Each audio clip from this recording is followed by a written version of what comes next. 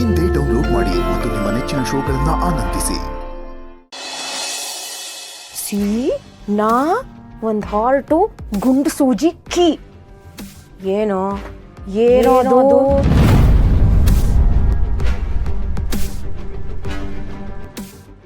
ಅದು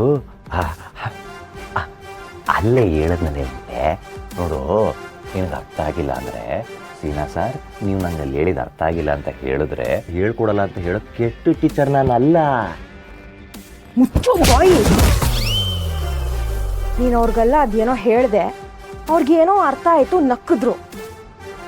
ಅವ್ರಿಗೆ ಡೌಟ್ ಬರಬಾರ್ದು ಅಂತ ನಾನು ಅರ್ಥ ಆಗಿರೋ ಥರ ನಕ್ಕದೆ. ಆದರೆ ನಂಗೆ ಗೊತ್ತು ಅದ್ರ ಹಿಂದೆ ಬೇರೆನೇ ಏನೋ ಅರ್ಥ ಇದೆ ಅಂತ.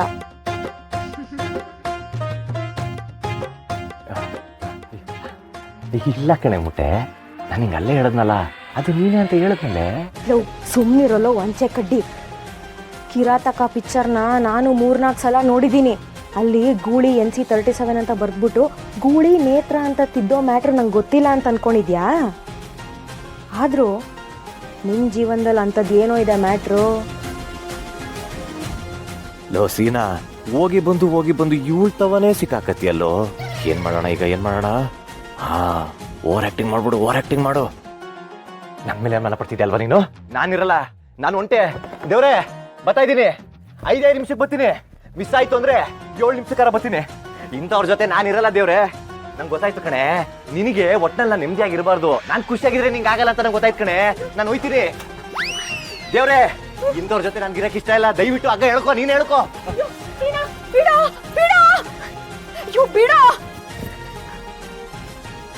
ನಾನು ಬದುಕಿರೋವರೆಗೂ ನಿಮ್ಮ ಮೈ ಮೇಲೆ ಒಂದೇ ಒಂದು ಗಾಯ ಆಗಕ್ಕೂ ಬಿಡಲ್ಲ ನಾನು.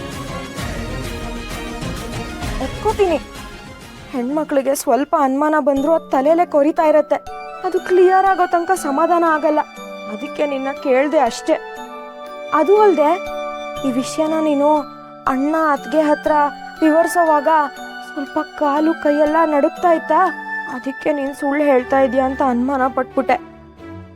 ನಾನು ರೀಲ್ಸಲ್ಲೂ ನೋಡಿದ್ದೆ, ಸುಳ್ಳು ಹೇಳೋವಾಗ ಕಣ್ಗುಡ್ಡೆನ ಎಡಕ್ ತಿರುಗಿಸಿರ್ತಾರಂತೆ. ನೀನು ಹಂಗೆ ಮಾಡಿದ್ಯಲ್ಲ, ಅದಕ್ಕೆ ಸುಳ್ಳು ಹೇಳ್ತಾ ಇದೀಯಾ ಅಂತ ಅನ್ಕೊಂಡೆ. ಸಾರಿ ಕಣೋ, ಬೇಜಾರು ಮಾಡ್ಕೋಬೇಡ. ನೋಡೆ ಮುಟ್ಟೆ, ನಾನು ಯಾವ ತಪ್ಪು ಕೆಲಸನೂ ಮಾಡೋಕ್ಕಿಲ್ಲ. ನನ್ನ ಜಿಮ್ ಮೇಲೆ ಆಣೆಗ್ಲು. ಆದರೂ ತಪ್ಪು ಮಾಡದೆ ಹೋದ್ರು ಎಲ್ಲ ತಪ್ಪು ನನ್ನ ಮೇಲೆ ಬರ್ತದೆ.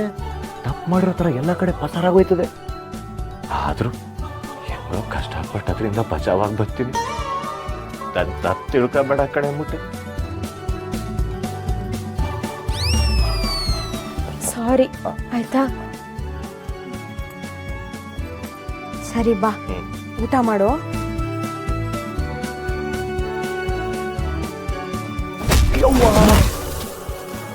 ಯಾಕೆ ಮುಟ್ಟೆ ಮತ್ತೆ ಹೊಡೆದೆ?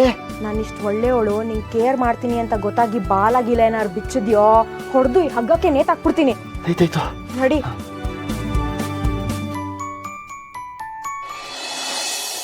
ಮದ್ವೆ ಮನೆಗೆ ತಗೊಂಡ್ ಹೋಗ್ಬೇಕಿರೋದೆಲ್ಲ ಎತ್ತಿಟ್ಕೊಂಡಿದ್ದೀರಾ? ಎಲ್ಲ ರೆಡಿ ಇದೆ. ಇದು ಪೂಜೆ ಸಾಮಗ್ರಿ ಪ್ಯಾಕ್ ಆಗಿದೆ ಅದಕ್ಕೆ.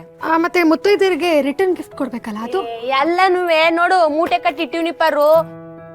ಉಳ್ದಿರೋದ್ನ ಮನೇಲೆ ಎತ್ತಿಟ್ಟಿವ್ನಿ. ಒಸಿ ಜಾಸ್ತಿ ತಗೋದ್ರು ಈ ಹೆಂಗಸ್ರು 5-6 ಓದ್ತವಲ್ಲ ಹೆಣ್ಮಕ್ಳು ಕರ್ಕ ಬಂದ್ಬಿಟ್ಟು ಇವ್ರಿಗೊಂದ್ ಕೊಡಿ ಅಂತ ನಿಂತ್ಕತಾರೆ. ಅದಕ್ಕೆ ನಾನು ಇದ್ರ ಜೊತೆ ಬರೀ 20 ಮಾತ್ರ ಎಕ್ಸ್ಟ್ರಾ ಇಟ್ಕೊಂಡಿವ್ನಿ. ಉಳ್ದದ್ದೆಲ್ಲ ಇಲ್ಲೇ ಎತ್ತಿಟ್ಟಿವ್ನಿ.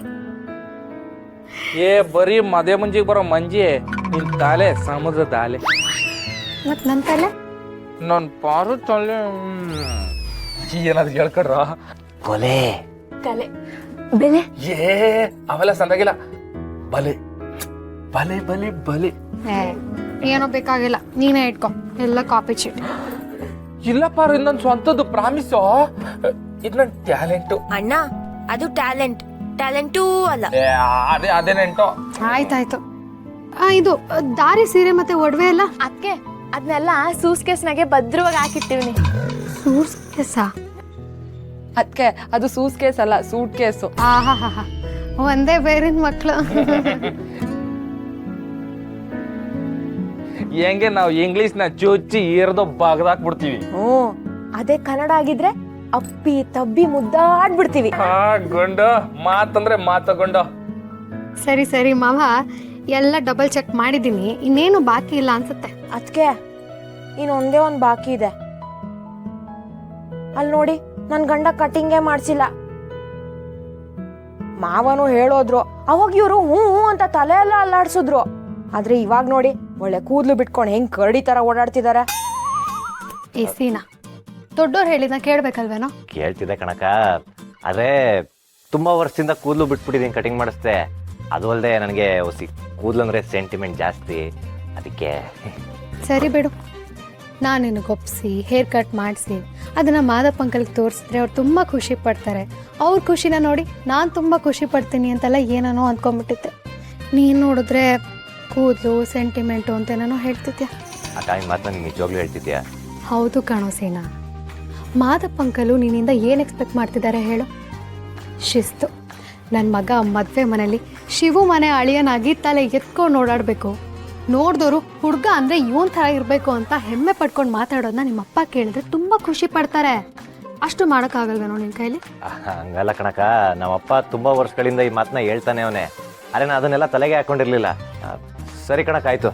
ಇವಾಗ ನೀನು ಹೇಳೋದಲ್ಲ, ನಿಂಗೋಸ್ಕರನಾದ್ರೂ ಕಟಿಂಗ್ ಮಾಡಿಸ್ತೀನಿ. ಅರೆ ಬಾ ಮೈದಾ, ಅಪ್ಪನ ಮಾತನ್ನ ಉಳಿಸ್ಬಿಟ್ಟೇಕಲ್ಲ ನೀನು. ಓಕೆ, ಅಭಿಮಾನಿಗಳ ಒತ್ತಾಯದ ಮೇಲೆ ನಾಳೆ ಬೆಳಗ್ಗೆನೇ ಕಟಿಂಗ್ ಮಾಡಿಸ್ತೀನಿ. ಯವ್ವ, ಮಾತೆತ್ತಿದ್ರೆ ಸಾಕು ಶುರು ಹಚ್ಕತ್ತಾರ ಇವ್ರ ಫ್ಯಾಮಿಲಿ ಸೆಂಟಿಮೆಂಟ. ನಾಳೆ ಮದ್ವೆ ಇಟ್ಕೊಂಡು ಹೆಂಗಿರ್ಬೇಕು ಹಿಡ್ಕಳಿ ತಟ್ಟೆಯ. ಮದ್ವೆ ಕೆಲ್ಸ ಎಲ್ಲ ಆಗೋಗೈತೆ.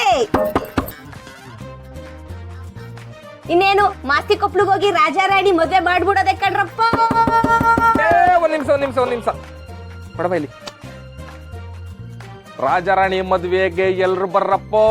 ಸೊಯ್ಯಟಪ್ಪ ಸೊಯ್ಯಟಪ್ಪ ಸೊಯ್ಯಟಪ್ಪ ಸೊಯ್ಯಟಪ್ಪ.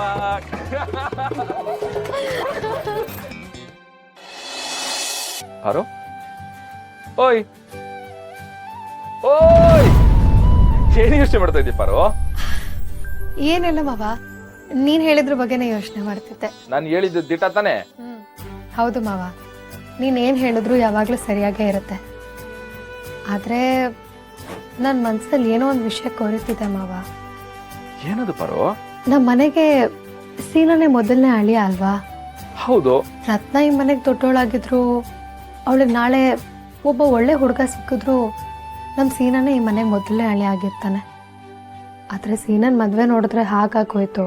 ಮದುವೆ ನಡೆಯೋ ಯಾವ ಶಾಸ್ತ್ರನೂ ನಡೀಲಿಲ್ಲ. ಹೆಣ್ಣಿನ ಕಡೆಯಿಂದ ಯಾವ ಹುಡುಗರೇನೂ ಕೊಡಲಿಲ್ಲ, ವರೋಪಚಾರನೂ ಮಾಡಲಿಲ್ಲ. ಈಗ ನೋಡಿದ್ರೆ ಸೀನನ್ ಮುಂದೆನೇ ಮನುಗೌಡ್ರಿಗೆಲ್ಲನೂ ಮಾಡ್ತಿದ್ದೀವಿ. ಸೀನನ್ ಮನ್ಸಲ್ಲಿ ಏನೋ ಅನ್ಸಲ್ವಾ? ಅವನಿಗೆ ಬೇಜಾರಾಗಲ್ವಾ ಅಂತ.